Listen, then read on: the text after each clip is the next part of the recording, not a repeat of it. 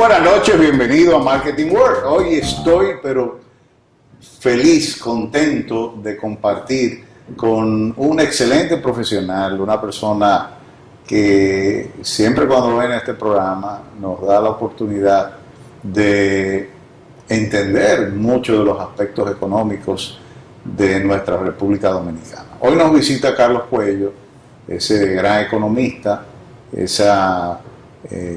yo digo que siempre es el profesor Carlos Cuello, porque siempre tiene prácticamente una cátedra en cada una de sus intervenciones. Pónganse cómodos, en breve ya vamos a tener aquí con nosotros a Carlos y vamos a hablar sobre lo que fue el 2021, lo que va a ser el 2022 y cómo todos estos hechos continentales y mundiales están de alguna manera afectando el precio del barril del petróleo, el precio de los commodities y muchos de los otros productos que nosotros estamos en la obligación de adquirir diariamente.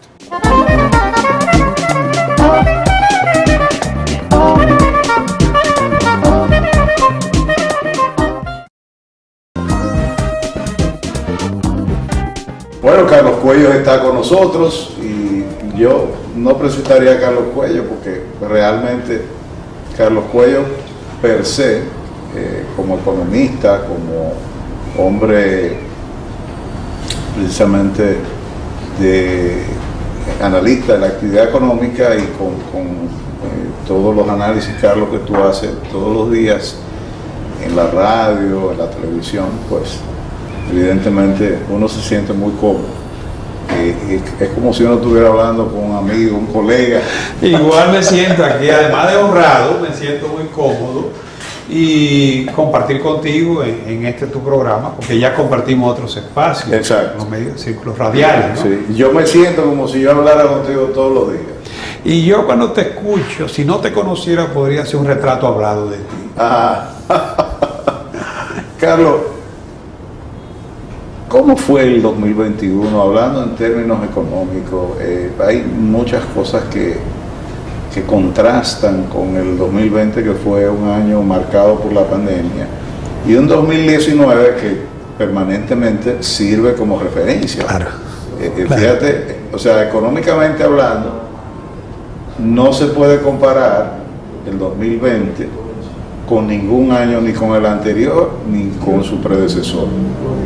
Es cierto, fue un año de recesión económica. Ajá. Cuando en una economía se produce una recesión económica, sencillamente hay bajón, Claro. se desciende, ¿no? Sí. Y en el año 2020, como consecuencia de la pandemia, que no fue la economía dominicana solamente, Correcto. se cayó la economía mundial, registró también cifras negativas.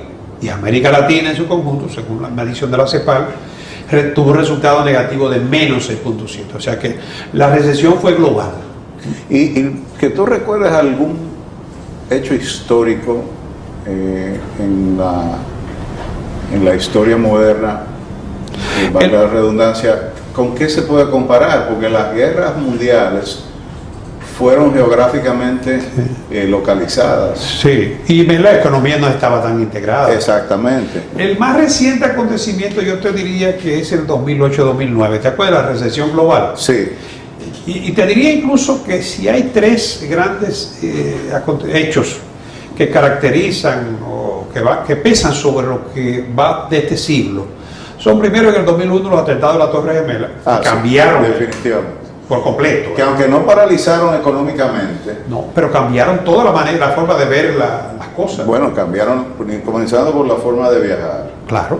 por La seguridad. la seguridad, la vulnerabilidad inclusive de todos los gobiernos. Demostraron que no importa lo fuerte que tú puedas ser económica y en términos de armamentistas también, lo avanzado que tú puedas hacer, eres vulnerable siempre. Siempre hay un talón de Y la tecnología orientada también a controlar el delito. el delito, exactamente. Entonces, ese es uno de los grandes acontecimientos de este siglo. El otro es la recesión global 2008-2009 con la crisis de la hipoteca subprime, Ajá. que comenzó en Estados Unidos, pero que también Sí. tuvo un alcance bastante amplio, ¿no? Correcto. E impactó el crecimiento de la economía mundial. Sí.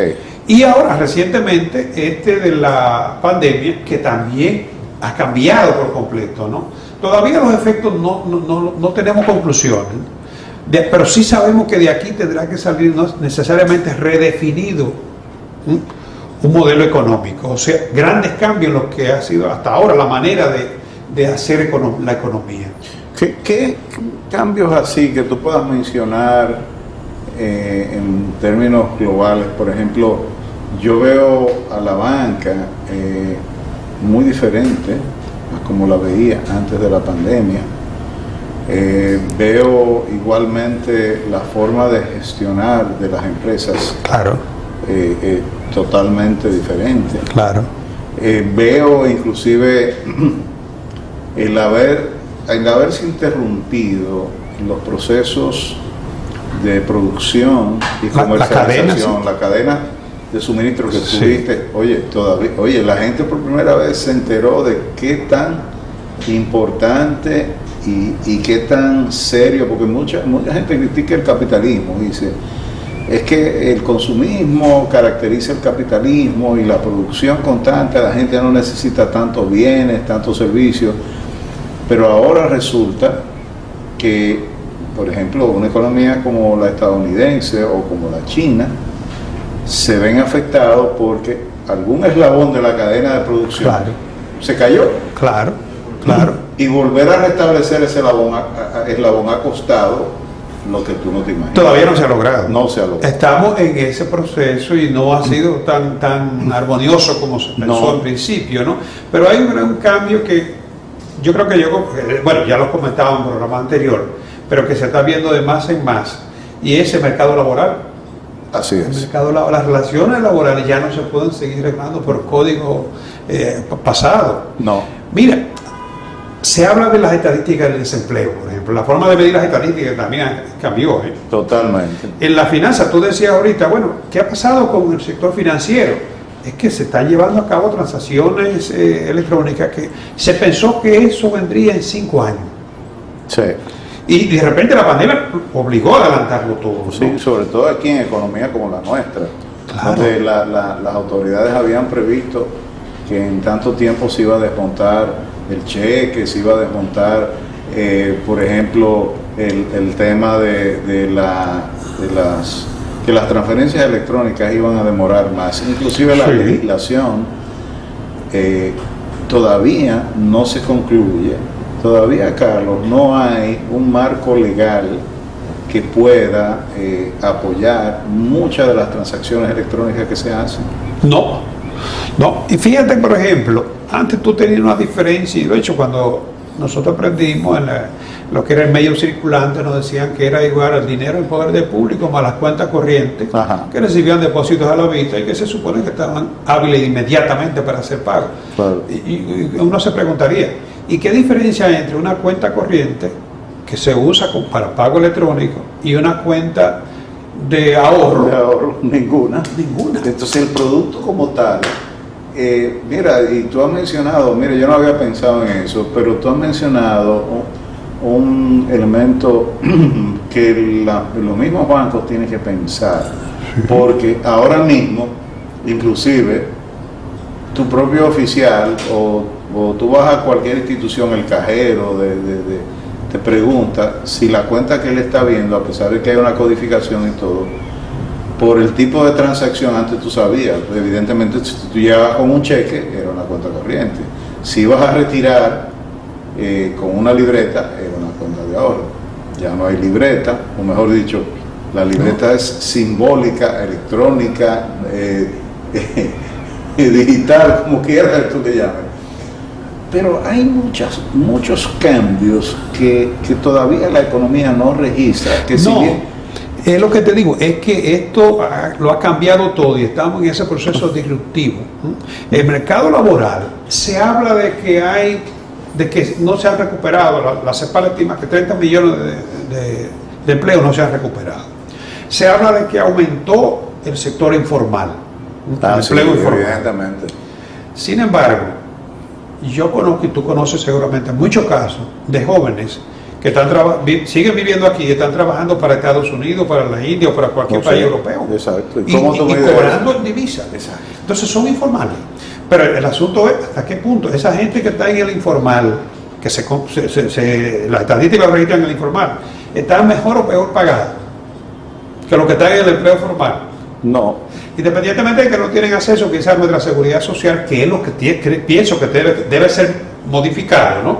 Totalmente. Para darle cabida a que espontáneamente esta gente que ahora mismo, si quisieran, no tienen acceso. No tienen protección, no tienen forma de contribuir. Ese es otro aspecto importante. Así como te decía, la cuenta de ahorro, la cuenta corriente, que los bancos tienen que replantear el diseño del producto, porque ya no es de que la tasa de interés, si tú me dejas el dinero o cuántos cheques tú vas a emitir mensualmente. No hay una diferenciación como tal. Es decir, el atractivo, las características que tenían las cuentas corrientes y las de ahorro se perdieron. ¿Y la jornada laboral? Tampoco. ¿El horario de trabajo? Tampoco, esa es otra. O sea, sí. ¿Quién mide ahora la gente que trabaja desde el hogar en el absoluto? Exacto, igual pues trabaja cualquier día.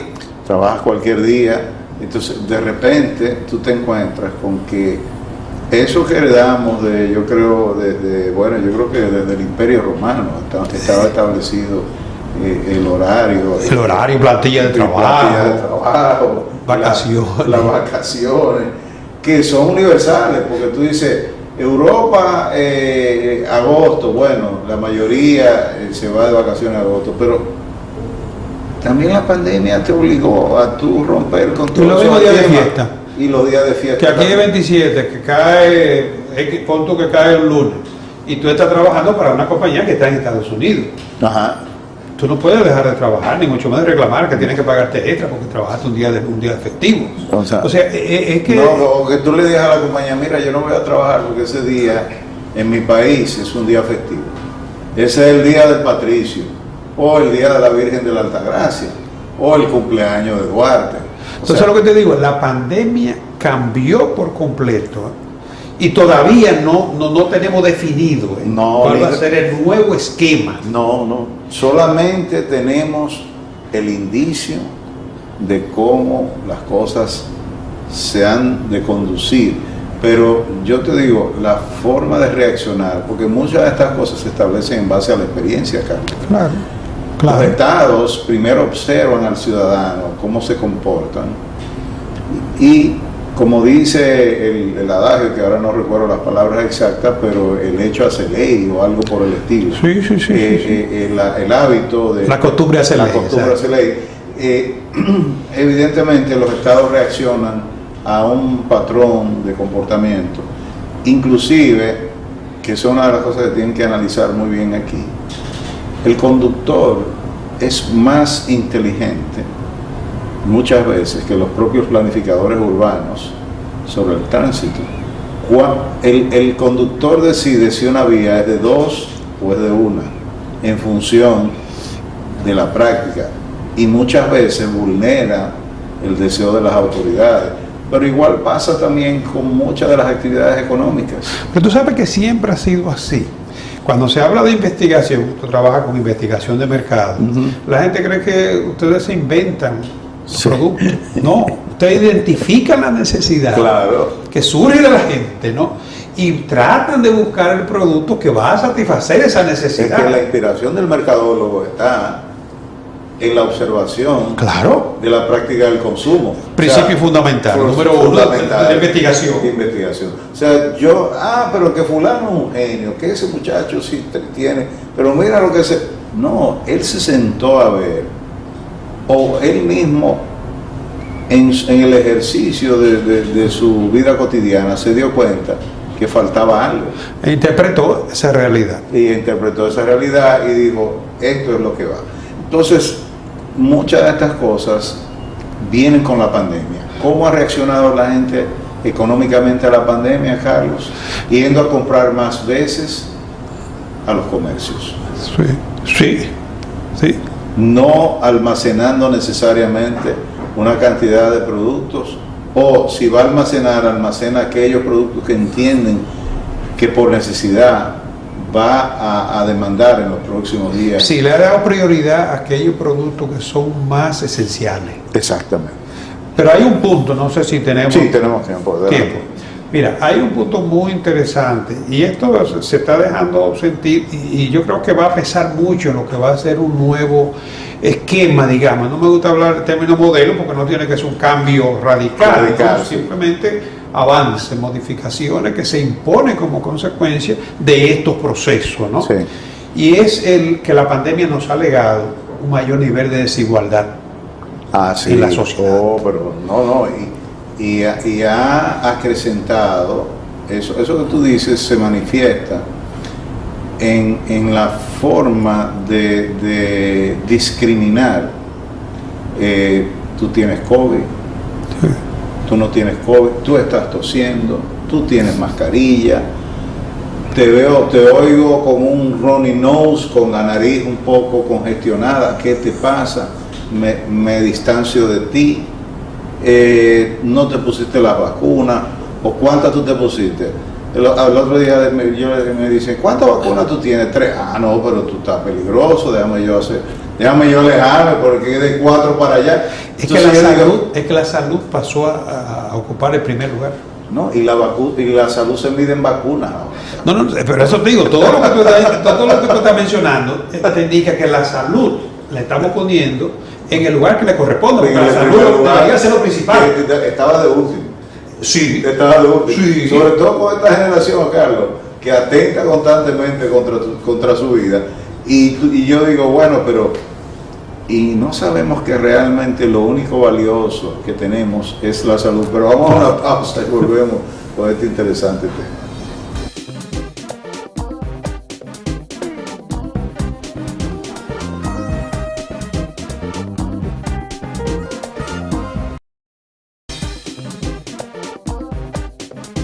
Pues sí, Carlos, tú me decías que...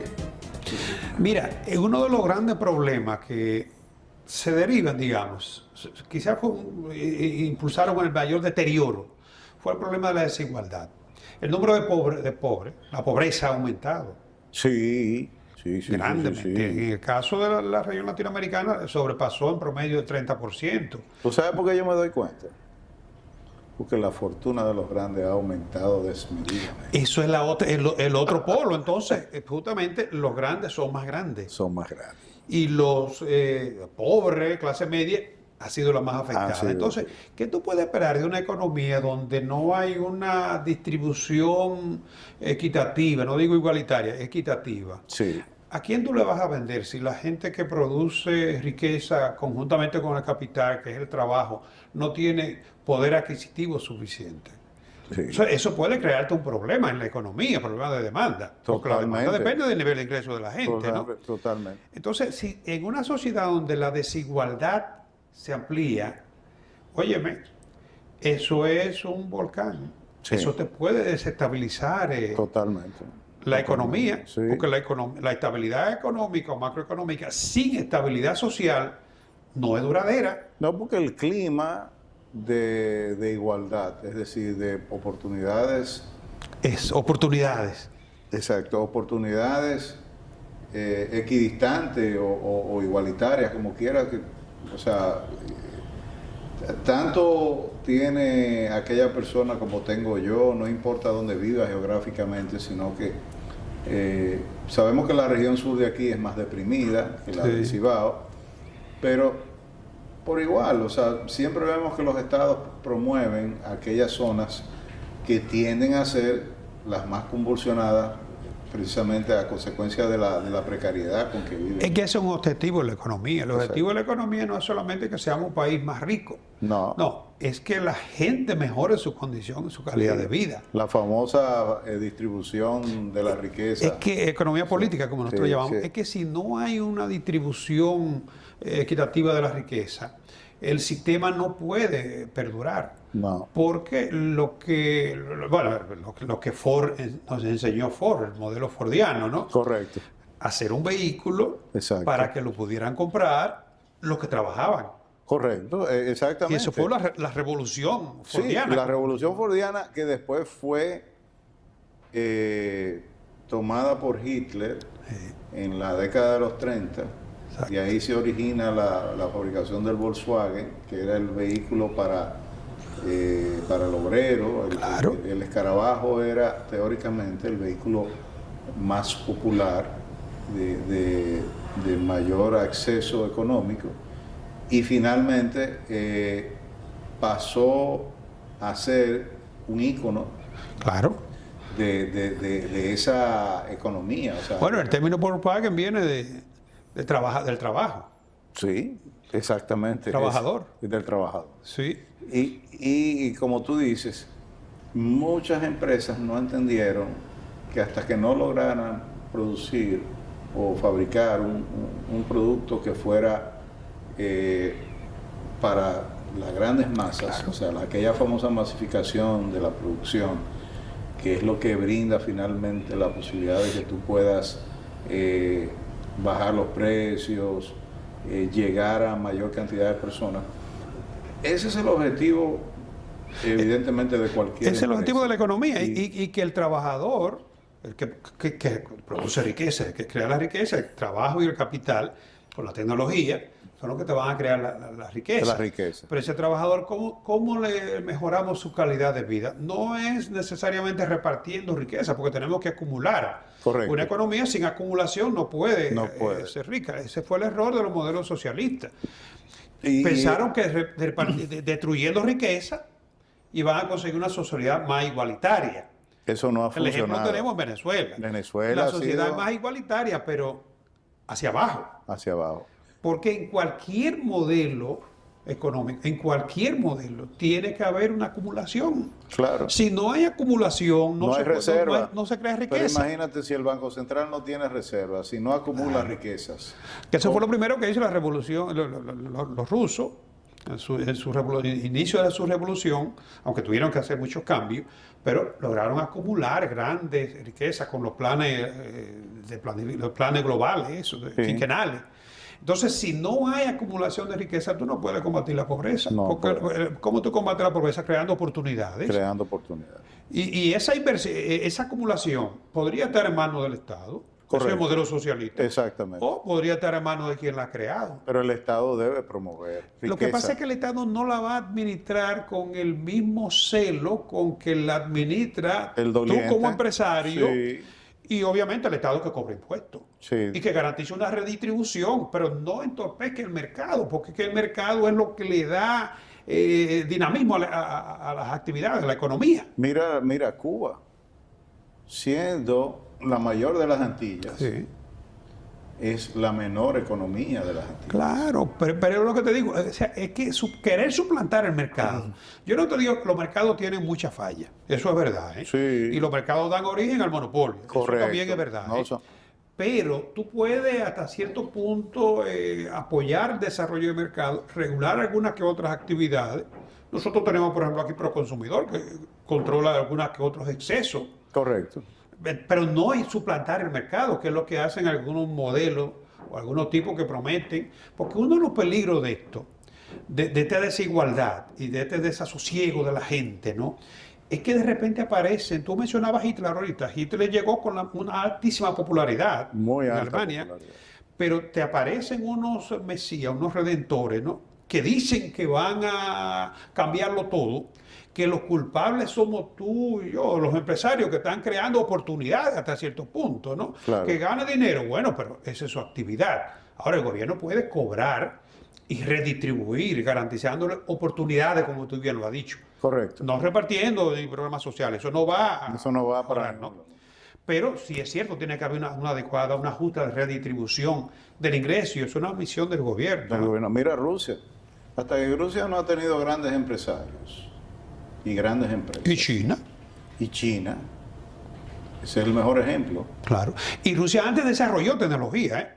Totalmente. Pero no fueron al mercado. No fueron al mercado. Además, no tenían a quién venderse a Carlos. ¿De dónde salen todos esos grandes inventos que hoy en día apoyan la medicina, el mismo Internet? El mismo Internet. Es de la Armada Es de la norteamericana, Armada, sí. pero van al mercado. Van al mercado porque al final se dan cuenta que si no se masifica, que si si el uso no se vuelve común, entonces no hay un valor. No Lo hay.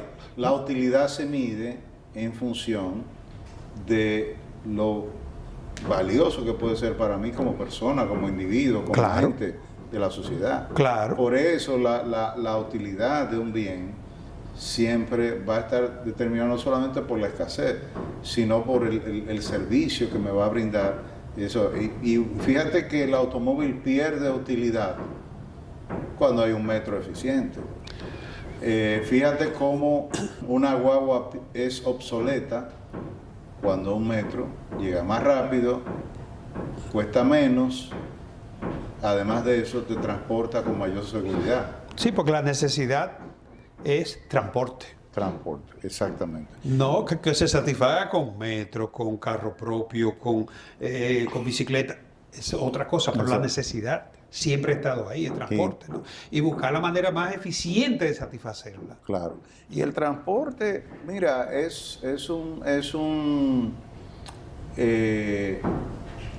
asunto que aquí se ha mirado como, finalmente no como un problema, sino como como más bien, se ha convertido en un problema por la falta de reglamentación, por la participación del Estado como tal, como ente, no solamente regulador, sino también como proveedor de servicios. Porque el Estado tiene que garantizar muchas veces, para poder mantener los niveles de productividad, que el trabajador llegue, pero que llegue a un costo que permita que ese salario resista una canasta familiar. Pero en cualquier país, el transporte te dice el nivel de desarrollo de ese país. Uh-huh.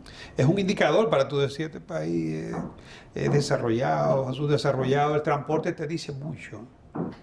Te lleva una imagen de un país por el transporte, cómo funciona su transporte. Claro.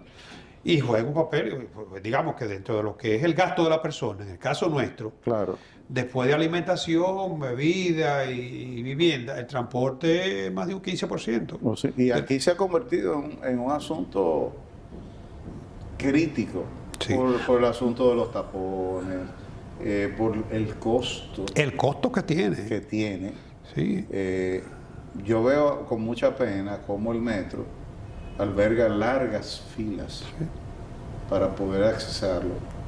Y la verdad que a mí se me encoge el corazón cuando yo veo esa paciencia que tiene que tener el ciudadano para llegar a sus lugares de trabajo, y muchas veces la flexibilidad que tenemos que tener, sí, todo el que estamos manejando una empresa, por el asunto de que, caray, una demora en un trabajador es una pérdida para la empresa.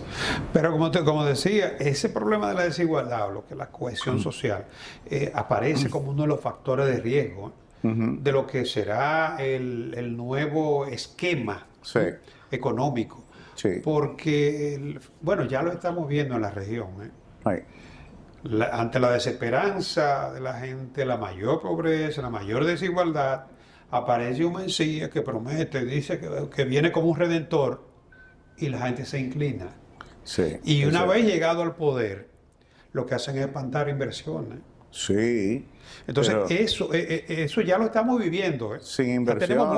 Ya tenemos muestra en la región. Carlos, sin inversión extranjera, un país no se desarrolla. Y la local tampoco se va a bueno, aflorar. Pero porque yo te digo inversión extranjera porque el local se anima cuando ve que el foráneo viene, invierte y obtiene. Sí, pero si no hay una garantía para la inversión, el capital local tampoco va a aflorar. Si lo que tú vienes prometiendo que va a repartir, que los empresarios, nunca comprendido, son unos explotadores, cuando lo que tú necesitas cada vez más empresarios que puedan garantizar puestos de trabajo dignos. Correcto. O sea, esto yo pienso que es uno de los temas que habrá que sacarle su aparte, ¿no? Uh-huh. Y que también se habrá que verlo como un legado de la pandemia. Sí. Yo creo que tendríamos que evolucionar hacia una economía más justa, más equitativa, ¿no? Pero que no entorpezca lo que es el aparato productivo, porque lo que tú más necesitas ahora, después de la recesión, viene la recuperación. Ya logramos la recuperación. En el caso nuestro, sorprendentemente, en un año nos repusimos. Bueno, el turismo es uno de los indicadores principales del país. Que todavía está por debajo. Dicen ellos que tuvieron el mes récord en toda la historia. En el mes de diciembre, pero todavía aportó unos 5.000 millones de dólares y el turismo era el segundo generador de divisas. ¿Y cuántos turistas tuvimos este año? Alrededor de 5 millones. Sí, y dejamos en 7. Sí, nosotros estábamos en 7, entre visitantes y residentes. Y no residentes. Pero fíjate que en el caso del turismo tuvo un repunte. El año pasado fue 0, ¿no? Sí. Y contribuyó con unos 5.000 millones de dólares a la economía. Pero las remesas contribuyeron con 10.400 millones de dólares. Eso yo las exportaciones que sobrepasaron el 20% de crecimiento. Entre las exportaciones y las remesas, la diferencia son 1.400 millones. Sí. Entonces yo te pregunto a ti, Carlos. Pero ambos rompieron récord. Sí, rompieron récord. Yo te pregunto a ti, Carlos. ¿Es normal que una economía pueda poner sus exportaciones? ¿Ok? Bueno, estamos exportando dominicanos a los Estados Unidos, si queremos verlo así, y a otras naciones. El Producto Interno Bruto nuestro está conformado de un híbrido, pero muy especial. De las 5 economías más importantes, nosotros estamos manejando, óyeme, nosotros recibimos más remesas que Brasil. ¿Tú sabes? Sí, somos el tercer país, después de México y Guatemala. Y Guatemala, nada más, que están al lado de Estados Unidos. Y Guatemala tiene 15 millones de personas. De personas, son 4 millones más que nosotros. Y más de dos veces el tamaño de República Dominicana territorialmente. Sí, pero México tiene 15 veces lo que tenemos nosotros. México tiene 130 millones, qué sé yo, o 140 millones de... Y territorio... Y están al lado, pero que están al lado de Estados Unidos. Claro. Y solamente en el área de California. O sea, estamos hablando de que México debe andar como en el 30 al 35% de los hispanos que hay en Estados Unidos. Ahora, tú sabes que las zonas francas representan el 60% de las exportaciones de la República Dominicana. Por primera vez este año sobrepasaron los 7.000 millones. De esos 11.000 y tantos millones que son hablamos. Zona franca. Oye, 7.000 de zona franca.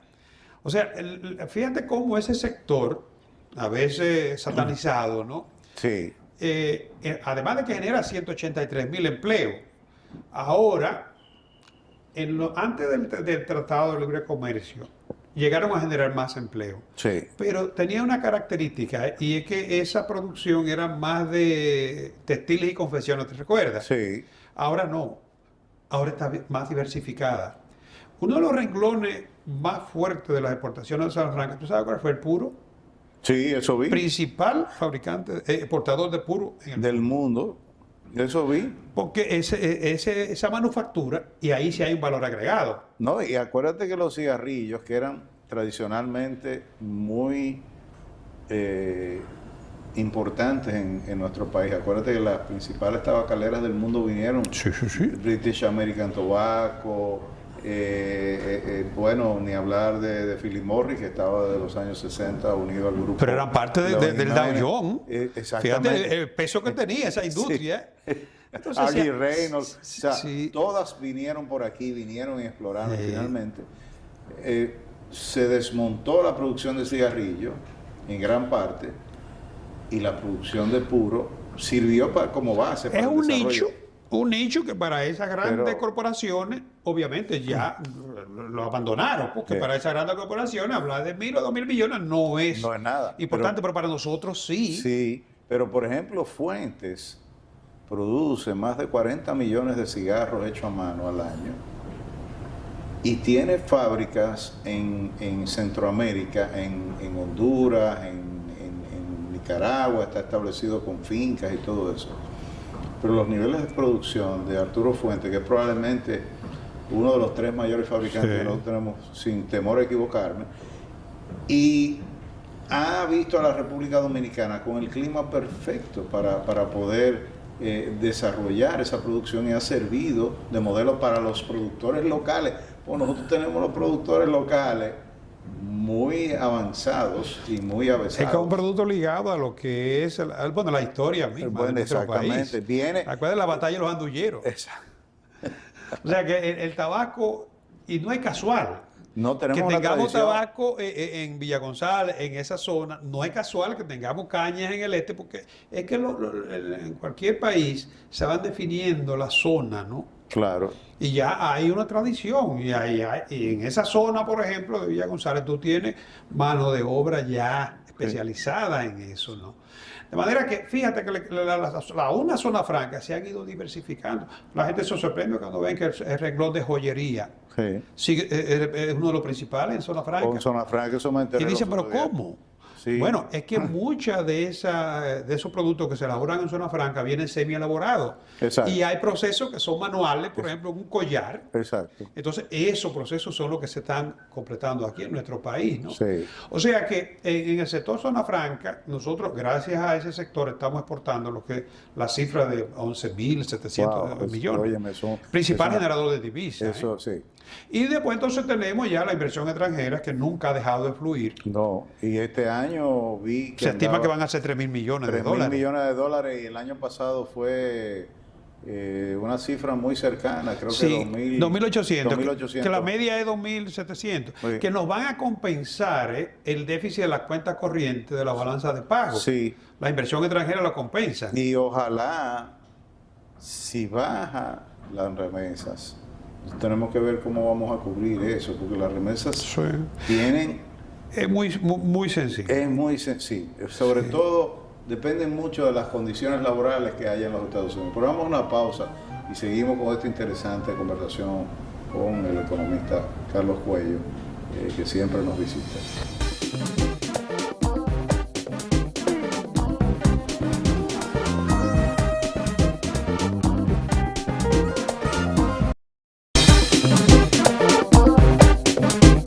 Bien, Carlos, muy interesante este planteamiento de la función que desempeña las remesas en nuestra economía. Yo siempre me he preguntado cómo es que no escasean los dólares a la hora de pagar las facturas petroleras, porque antes eso era un problema, pero eso Sí. dejó de ser un problema, porque las reservas que ha hecho el Banco Central han sido tan profundas y tan oportunas que el país no, todos esos problemas que nosotros teníamos en los gobiernos de Balaguer y los gobiernos subsiguientes, que aquí había una escasez de dólares, que los dólares había que venderlos a través del Banco Central. Sí. ¿Tú te acuerdas de eso? Sí. En los 70. Que Sí, tú porque tenías- se quiso regular el mercado, controlar el mercado. Controlar el mercado. Tú tenías que justificar cuántos dólares tú ibas a gastar. O sea, yo estudiaba afuera y mis padres tenían un permiso de comprar, creo que eran $100 mensuales. Lo recuerdo. Lo recuerdo. Fíjate que Todo tenía que ser lo demás para completar. Sí, Era pero porque- una de las ventajas que ha tenido, o sea, la sorpresa que nos ha dado, esta recuperación. Bueno, el caso de la remesa, en medio de la pandemia incluso, Exacto. se incrementaron. Eso fue Sí. una sorpresa. Sí, sí. Y ahora en la recuperación, el tipo de cambio se apreció. La moneda dominicana fue de las pocas en la región que en lugar de subir el tipo de cambio, o sea, la equivalencia, ¿no? Que nosotros teníamos proyectado para el año pasado 62 por 1, terminamos en 57 y tanto. No hemos podido. No, se revaluó Se el revaluó, peso dominicano. que es una contradicción porque se supone que la actividad económica se redujo, Carlos, y como consecuencia nuestra capacidad de intercambio también se redujo. Y Ahora, la recuperación te aumentó las importaciones, que se esperaron a 24.000 millones de dólares las importaciones. brincó No ha habido escasez aquí. no, de ningún nada. tipo, y todo el mundo juraba y apostaba a una escasez. Entonces fíjate que la recuperación, ¿cuál fue la parte más, digamos, no deseada? La inflación. Sí. Que no fue exclusiva de la República Dominicana. Estados No. Unidos tuviste que tiene el 7% de inflación, la más alta en los últimos 40 años. Oh, sí, no, están Y España también. preocupadísimos. Eso, Claro. inclusive la tasa de interés, o sea, las diferentes No, es tasas. que ya hay que comenzar a subir las tasas, Sí. porque es cierto que en la recesión la política monetaria fue expansiva. Sí. para no dejar caer los niveles de Los demanda, niveles ¿no? de demanda, sí. Y que la economía colapsara. Correcto. Y además apoyar los sectores más carenciados. Correcto. Pero después de la recuperación no se podían quitar esos estímulos en la recuperación. Correcto. Pero después de la recuperación ya lograda, en el caso nuestro prácticamente recuperamos en un año lo que perdimos. Sí. Entonces tú tienes que comenzar ahora restringiendo lo que son los agregados monetarios. Exacto. Ya el Banco Central de noviembre a diciembre le ha aumentado 150 puntos a la tasa de interés. Tasa, sí. Como una forma, en primer lugar, mira, con una inflación de un 8.5, ¿cuánto le están pagando los bancos a los ahorristas? Uf, nada. Un 4. Un 4%. Entonces, ¿qué tú tienes? Tú llevaste $1.000.000 y ahora tú tienes que la inflación te comió el 4 y el ahorro lo que te pagó fue un 4. Exacto. Es una tasa negativa. Es una tasa negativa. Entonces, hay que ahora de lo que se trata es ese uno de los instrumentos de política monetaria, la tasa de política monetaria. Pero es un incentivo para el gasto también. Pero ahora te restringe un poquito el gasto. Sí, pero se compró más propiedades, se compró el mercado de bienes y raíces creció un 100%. Es que la tasa de interés Bajaron. incentivan También. la compra, aumentan el consumo, Bueno, estimula la inversión. Hubo bancos que no eran asociaciones de ahorros y préstamos ofreciendo tasa al 5.80%, sí, Carlos. Sí. Entonces todo eso ahora va a tener que cambiar, se va a afectar el consumo. De hecho, la CEPAL dice que este año va a ser un año de desaceleración. Ok. O sea, tú ibas a 80 y ahora, bueno, Entonces tú tienes que bajar. para estabilizar la velocidad. ¿no? Claro. Entonces, eso es lo que nosotros vamos a ver ahora. De la perspectiva de este año, es que la economía, que creció el año pasado un 10.8, según la CEPAL, 10.4, Banco Mundial dice un poquito más, pero en Centroamérica, en Latinoamérica, Panamá creció más que nosotros, es la única que creció más que República Dominicana. ¿Tú sabes por qué? 12.4 porque cayó un 18 el año pasado. Entonces, fíjate, ahora la economía dominicana se proyecta que va a crecer un 5%. Un 5%, sí. Sí, que está por encima de la media de América Latina, que es un 2.1, ¿no? Sí. O sea que va a ser un año ya, yo te diría, de consolidación, Sí. desaceleración del crecimiento. Va a ser difícil controlar la inflación antes de mediados del año, porque los factores todavía siguen, los factores de riesgo, ¿no? Y por supuesto hay amenazas como el petróleo. El petróleo, ¿viste ahora el conflicto? $86. Wow. Más alto en los últimos 7 años. Uf. Y el problema climático. que También se escapa de nuestro Y control. la situación geopolítica que no está tampoco muy clara, ¿no? O sea, fíjate que siempre hay factores de riesgo. Siempre va a haber factores de riesgo. Carlos, ¿alcanzaremos 60 por 1 este año? ¿Cuánto tú? 60, tú dices. Sí. No, el 60 sí está proyectado para este año. ¿Para qué? ¿Para final de año, tú crees? La media, se proyecta siempre la media. Okay. Es posible que al cierre del año pueda ser más que la media, como casi siempre se estima las proyecciones, ¿no? Pero se estima que podría entrar al 60 a 61, ¿no? El presupuesto creo que lo puso a 61 y tanto, si mal no recuerdo. ¿Y los índices de precios? ¿Cómo tú crees que en función de los niveles de inflación? Por lo menos en el primer semestre va a ser difícil, porque todavía no se ha corregido la distorsión, todavía habrá una presión de oferta, de demanda sobre la oferta. La oferta no ha logrado recuperar todavía los niveles prepandemia, ¿no? No. Eso tú sabes que la oferta se va recuperando gradualmente. Correcto. ¿no? Entonces los commodities no van a bajar, los commodities se dispararon todos. Después de la recuperación. Sí. Entonces, pero yo pienso que en el segundo semestre quizás tengamos ya un panorama económico no del todo recuperado, pero más estabilizado. El oro subió, que no hemos mencionado su contribución al PIB. O sea, representa más del 40% de las exportaciones nacionales. Sí. O sea, te decía que el 60% son exportaciones de zona franca. Claro, ahí vi que el gobierno ya aparentemente va a llegar a algún acuerdo con la Barrick. Aparentemente se va... porque no hay, vamos a decir, una renovación del contrato que creo que estaba pautado para ahora, para este año, y se supone que debe haber una revisión, pero aparentemente ya la Barrick ha comenzado a dar señales de que, porque además nunca antes se habían visto estos precios por un commodity como el oro, y que se entiende que es así porque mucha gente se refugió en el oro. Pero hay dos aspectos que también tendrán que ser replanteados, y es el de los impuestos al comercio electrónico.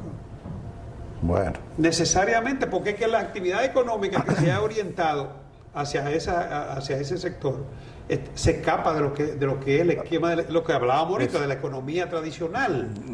No, Entonces, eso tendrá que venir, y los impuestos también a las multinacionales que se establecen en un paraíso fiscal, claro, y evaden o eluden el pago. Y que ahí veía yo que el 80% de las empresas multinacionales, de las grandes corporaciones, tienen su dinero offshore.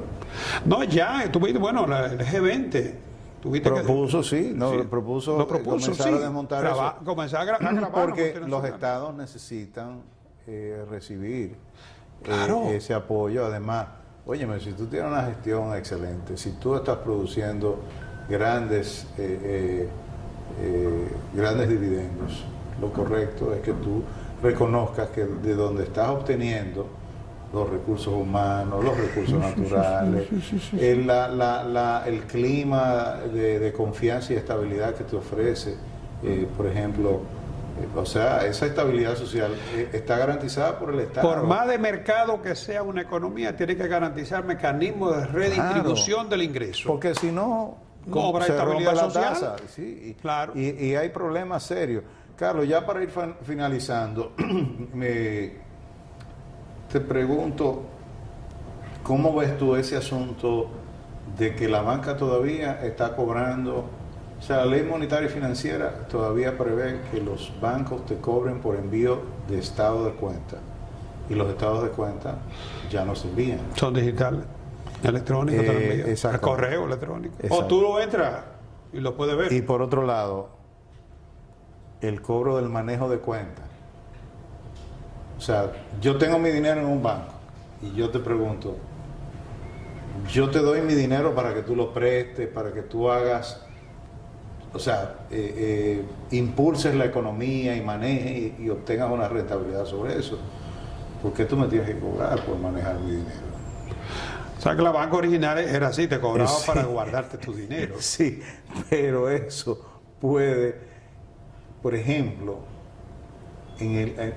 a largo plazo, eso puede incentivar a las criptomonedas, que es un tema que tú y yo tenemos pendiente, porque al final la seguridad, después que esté una criptomoneda estabilizada, reconocida, como de hecho ya tú estás viendo Ford, General Motors, o sea, las grandes corporaciones aceptando, y es un tema que nosotros debemos tratar más adelante. Entonces, yo te pregunto, ¿podrá el modelo bancario resistir sin actualizar una serie, sobre todo aquí en la República Dominicana? ¿Tú sabes cuántos cajeros de criptomonedas ya hay aquí? Mejor ni te digo, porque te va a dar escalofrío. En Uruguay inauguraron uno los otros días, primero. En Uruguay, aquí hay más de 20 cajeros de criptomonedas. Y los jóvenes están interactuando mucho con las criptomonedas, sobre todo. Y óyeme, y te le enseñan en el celular, porque no es aquí que se usan. O sea, es una realidad. Nuestro sistema financiero tiene que actualizarse para poder ejercer el cobro de eso que tú decías, de la actividad electrónica. Ahora, también, Carlos, si tú traes una mercancía y se pasa de $200, vete a Higüey y pídele a la Virgen de la Altagracia que te liberen el paquete. Te puedes pasar un mes para pagar el impuesto. Entonces, una economía que penalice el pago del impuesto no puede ser dinámica, ágil. Lo que te quiero decir, o sea, el cobro de impuestos internos ha sido maravilloso. Y los impuestos a los cheques o a la transferencia electrónica. Claro, le es muy cómodo al gobierno porque los bancos no pueden evadirlo. No pueden evadirlo. Sí, o sea, pero tienen a los bancos... No, y que tienen controles electrónicos, ¿no? O sea, que ellos retienen y eso, un centavo no se va a perder. No. Porque hay muchos agentes de retención que retienen y no lo envían. O sea, se quedan con ellos, ¿no? Ahora, la transferencia electrónica tiene costo. Claro. Sí, igual, porque eran los cheques, pero como los cheques han ido desapareciendo, yo tengo una cuenta corriente. Yo no recuerdo la última vez que hice un cheque. A ti te pasará lo mismo. A mí también, pero te cobran por el manejo Sí, me del cobran cheque. por el manejo de la cuenta, sí. Así es. Carlos, gracias. Oye, Bueno, para gracias mí a ti, es un placer y para de mí verdad también. me siento muy... Un placer compartido. Sí, sí, sí, de verdad que esta conversación se ha disfrutado mucho. Gracias a Carlos Cuello, economista. Óyeme, yo digo que de los pocos economistas que yo puedo entender a cabalidad, con la simplicidad y la sencillez que tú haces los planteamientos y la forma tan, diríamos, educativa, es lo que hace tan interesante tu discurso. La calidad de una producción depende fundamentalmente del productor. Ahí va.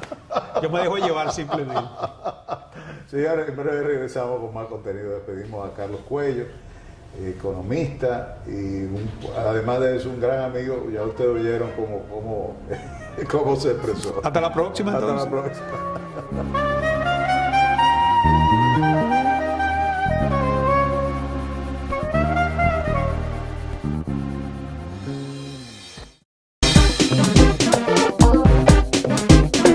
Hasta aquí llega nuestro espacio. Ya vieron ustedes cómo esta conversación fluyó de manera amena, interesante. Los planteamientos que hace Carlos sobre la tasa del dólar, que no llegó al 60 por 1, al 61 por 1 como estaba establecido el año pasado, puede registrarse como un gran logro para el gobierno del presidente Abinader. Pero igual también el hecho de que todavía estemos disfrutando de una tasa de un 57 por 1 sigue siendo un indicador de la fortaleza de nuestra economía. Los indicadores económicos mencionados en nuestro diálogo con Carlos evidencian una República Dominicana más fuerte, más estable, pero sobre todo más lista para el despegue, para convertirse ya no solamente en la primera economía del Caribe, sino comenzar a verse también como uno de los líderes de las regiones de Centroamérica. Hasta la próxima.